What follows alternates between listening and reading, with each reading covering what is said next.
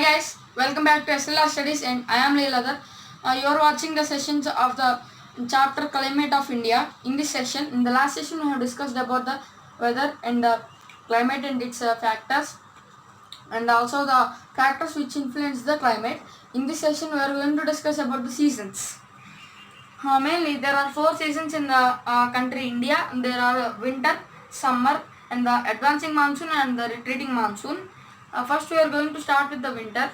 The winter season starts from the mainly November month and ends at the February month, and the January month is usually recorded as the coldest month in the seasons. Like this way, the January month in maybe sometimes the day times the temperature even drop less than 10 degrees Celsius, so much this is very cold, and we even cannot expect the temperature which is less than 10 degrees.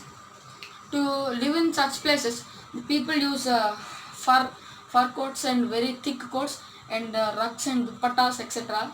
And like this, now the winter season consists of 2 crop seasons. There are Rabi season and the Kharif season. And the Rabi season, the winter season is very boon to the farmers to start the wheat crop. The wheat crop needs mainly a winter season, and the winter season consists of annually the temperature drops starting from the winter. The winter season is very coldest season.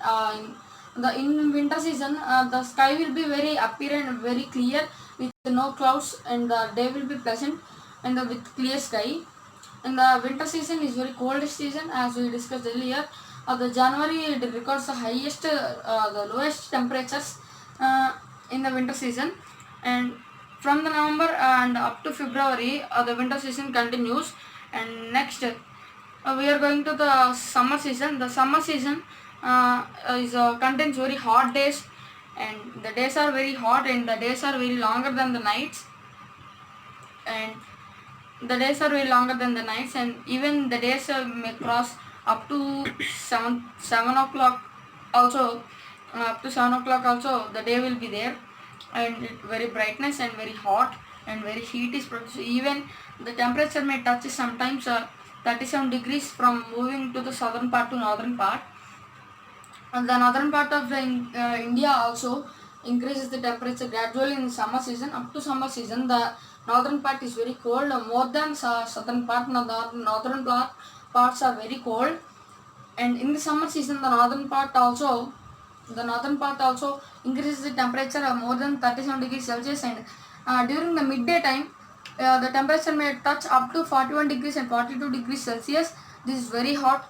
Even it melts the just poured water on the ground, it may be evaporated because of that heat. Like this, in this way the summer season is very hot. In the summer season, the winds blow from the north to the east, south to the east, from land to water.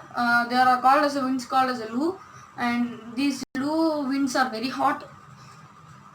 And in the summer season, after the completion of the loo winds, and there are some shower like the showers fall on the mainly on the Deccan Plateau. There are often called as monsoon showers. In the Andhra Pradesh, they are locally named as the